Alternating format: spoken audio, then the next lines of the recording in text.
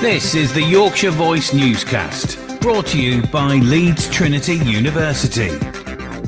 Welcome to the Yorkshire Voice Newscast at 1 o'clock. I'm Emily Hartley, here with the top news stories in Yorkshire. Today we'll be looking at everything Earth Day, as well as hearing from our sports and entertainment reporters. But first, we'll be looking at how the demand for food banks has drastically increased in Bradford over the last year. The number of people using food banks across Bradford has rapidly risen during the coronavirus pandemic. Nearly 22,000 people in the city have accessed an emergency food parcel this year. And last year, before the pandemic started, food banks distributed 13,000 packages locally. Emma Reevey, Chief Executive of the Trussell Trust, says that ministers need to do more. This is a problem that needs to be resolved. We can't continue to see year-on-year increases, which is why today we're calling on all levels of government to plan to end the need for food banks conclusively and to put in place the actions to make that happen. And today's Earth Day, a day in which everyone focuses upon and gets involved in helping the environment. The Tree Together campaign by Yorkshire Dales Millennium Trust is one such project to help the environment. The campaign has planted over 100,000 trees so far, with a goal to plant 400,000 in winter. Marketing and Communications Officer Lindsay Wallace emphasises the importance of volunteers. We couldn't do what we do without people supporting us and getting involved as well. So it's also a key thing to do with the environment is making sure that people are connected with nature and that they can appreciate it, and that hopefully that'll help. That'll mean that there's a generations of people who will want to look after the environment and nature and into the future.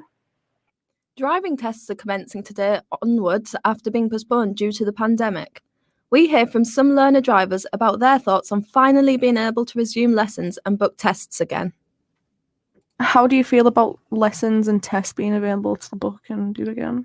Obviously, it's good to be back driving. You want to pass your lesson as soon as possible. So it's good that you can start booking your test again, booking lessons, getting back into it.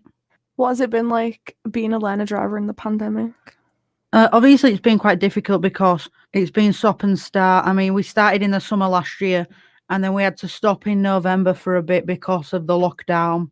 And then we've had to stop again the whole of this year. So it's been quite difficult, but every time you restart, you've got to have a bit of a refresher to make sure you still remember stuff. But we'll get there. Do you feel as though your driving experience has been negatively affected because of coronavirus? Obviously, I mean, it's harder to book tests. I mean, you can't book a test sometimes. So it's been harder to book tests because of obviously we've the pandemic and lockdown stopping and starting everything. It's harder to book tests, so it's not as free flowing like normally you'd have a lesson or 2 lessons a week, but sometimes you can't because of COVID. So It's more difficult, I think. Yeah. Finally, do you have any advice for some newer learner drivers? Obviously, you want to get it done as soon as you can, but maybe wait a bit. I don't know, because obviously with the pandemic and stuff, you're just going to be interrupted every time. How long has it been since you last drove? I'd say a few months. Yeah. At this rate. How do you feel about lessons and tests being available to book and start up again? If I'm being honest, I'm actually really glad that they're back up and available to book and get going again, because I think it's one of those things where it will get people being able to get their independence back quicker. So it's actually a really good sign. What's it been like being a learner driver in the pandemic? It's been tough, especially with regards to not being able to extend the provisional driving licenses. And I'm one of those who has been negatively affected by it, because now I have to resit mine, my theory test to get my provisional driver's license before I can do driving lessons again. So yeah, it's taken its toll. Love the hassle. Oh yeah. Do you feel as though your driving experience has been negatively affected because of coronavirus? Oh, definitely. I mean, and now because I don't have a provisional driver's license, I can't even practice driving with like a fully licensed driver, like for example with a family member. So now I can't actually get on the road and like keep my my training up. So I basically have to start again. I would not like Struggles. Right, and do you have any advice for some new learner drivers? Put it like this. This is definitely one of the hardest times to learn to drive. But once this is all over, it's going to be a lot smoother. Keep at it. It's going to be frustrating at times. It has been for me. But if you keep at it, you keep working, you'll be fine. How long has it been since you last drove? It's been about 3 months. How do you feel about lessons and tests being available to book again? It's all right, but I feel like I have to spend more money on my lessons now because I feel so unready to go back to doing my test. Like, I was test ready before the lockdown, and now I'm nowhere near. Yeah, I have to book a few more in before. What has it been like being a learner driver in the pandemic? Awful. Like, I can't even sugarcoat it. It's just not been great. I've had to have my test rebooked 3 times, and now I have to redo my theory because it's expired. Oh God, it's awful. I'm just gonna ride a bike. Yeah, that sounds very stressful. Do you feel as though your driving experience has been negatively affected because of coronavirus? Yeah, one with wearing masks, it's really difficult, especially with someone who wears glasses as well. It's another hindrance that you don't need while you're driving. It's another distraction. And when I started to learn, there was far less people on the road. So I feel like I've not actually had a real experience of what it's like to drive through a city centre. And finally, do you have any advice for some newer learner drivers? I'd wait. I would just wait until things normal out again, because I just don't think you're going to be as prepared as you want to be, especially if there's a chance for another lockdown. And MPs have criticised government plans to restart foreign holidays next month, calling them vague and costly. The Commons Transport Committee wants more detail on which countries might be included on the so-called green list, so companies and customers can plan. Several European companies are reportedly considering opening their borders to UK citizens again in the coming months, if they've had coronavirus jabs. However, Jet2 is not set to resume flying out of Leeds Bradford Airport until June this year.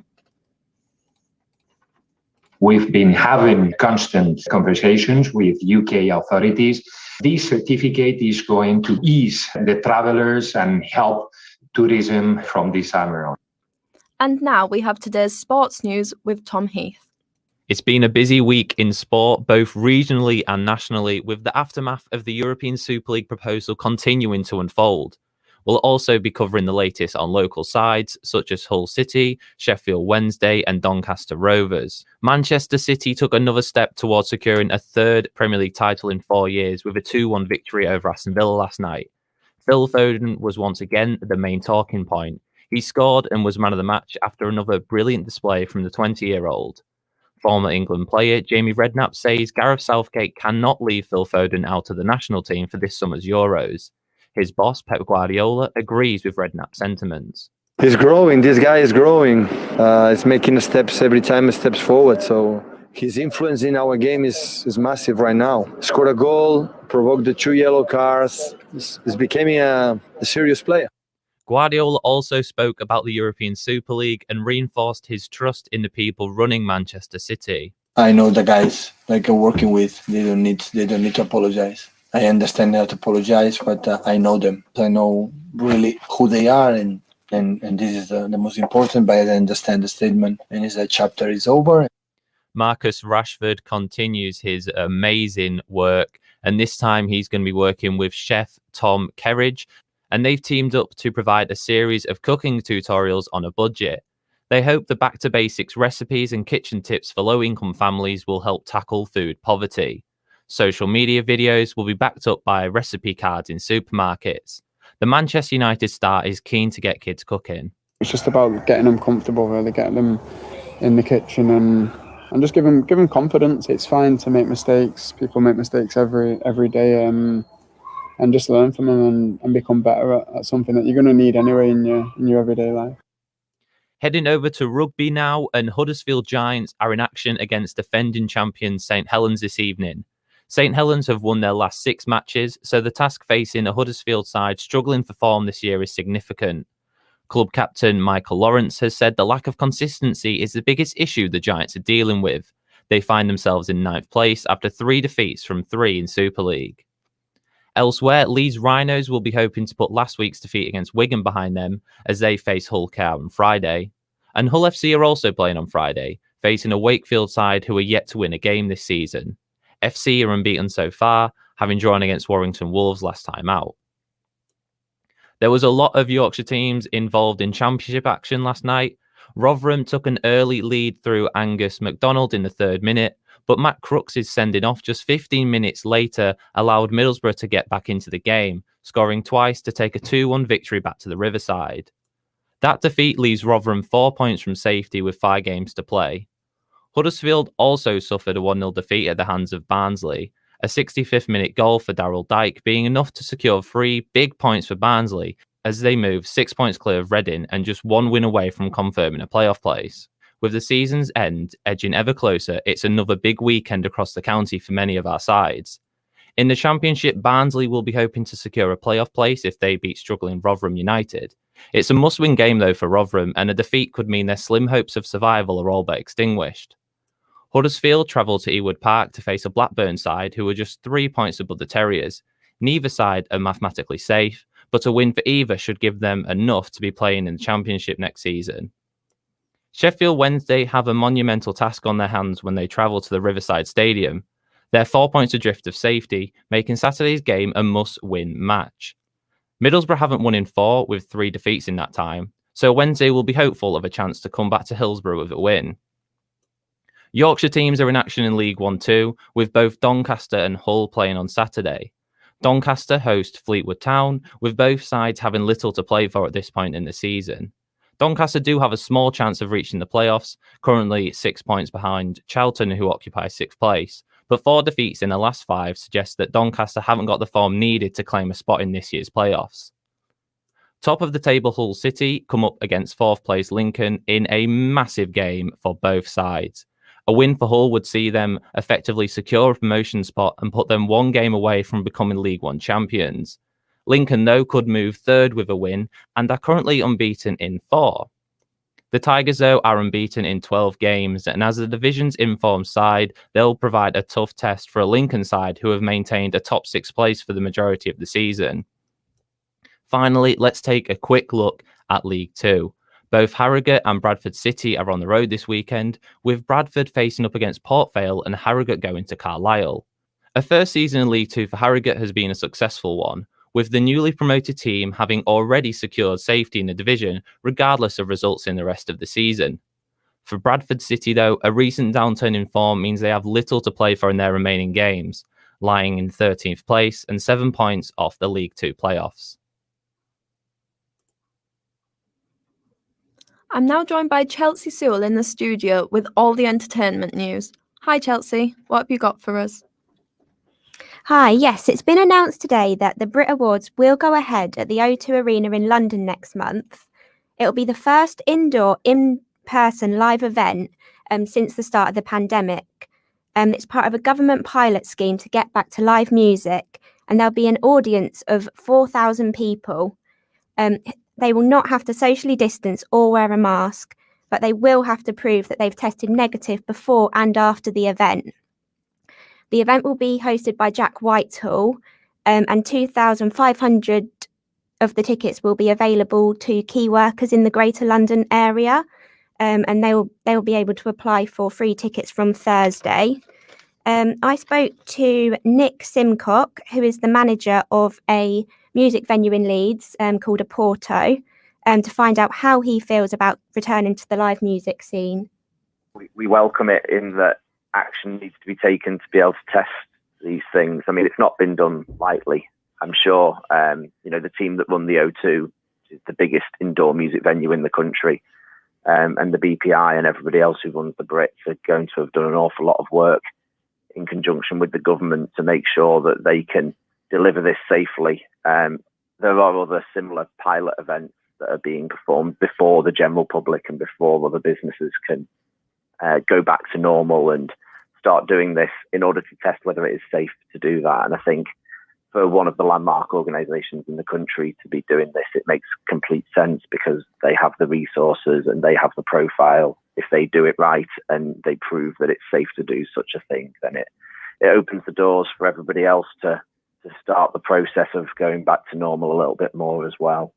Yeah, and how do you think Oporto will go about, because it's quite a small venue, isn't it, Oporto? Yeah. So how do you think that you will cope with these new measures and restrictions when the venues do open again? Well, we've been preparing for it almost since we were closed and the government was starting to give guidance on how things might work coming out the other side of things. We got some funding towards the end of last year through the Cultural Recovery Fund in order to be able to put on socially distanced shows. So in order to be able to have music again, but with smaller audiences, less people in the room, more procedures in place from hand washing and sanitization to cleaning of the room, better ventilation, things like that. But with that in mind and with those processes in place, our current capacity goes from 120 in the live room to 28. So in order to be able to make music sustainable in that environment, I mean, it's almost impossible to pay the crew, pay the artists, people like that. So the funding allowed us to do that and still have music and bring it back with smaller audiences in the meantime.